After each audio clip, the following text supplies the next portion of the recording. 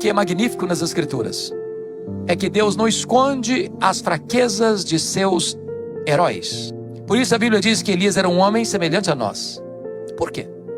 Porque num dado momento da sua vida, ele pensou que a vida dele não estava mais sob o controle de Deus, mas sob o controle de Jezabel.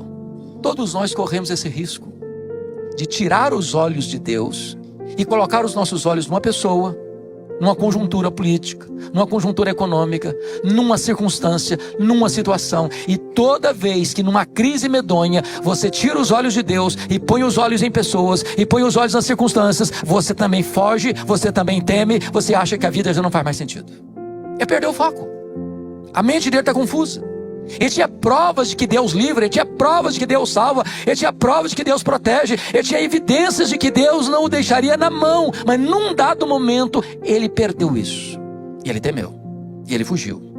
Meus irmãos, o medo é mais do que um sentimento, o medo é um espírito. O apóstolo Paulo, escrevendo a Timóteo, na segunda carta, capítulo 1, versículo 7, diz que Deus não nos deu espírito de medo. O medo congela o sangue em nossas veias. O medo paralisa os nossos movimentos.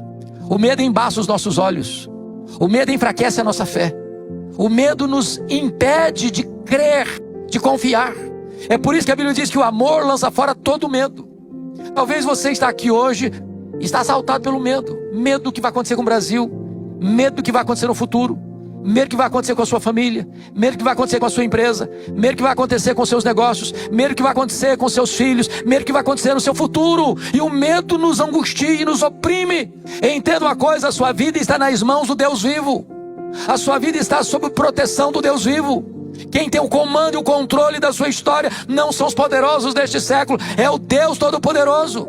É por isso que a ordem mais repetida na Bíblia é: não temas, não tenha medo, não tenha medo, não tenha medo, não tenha medo.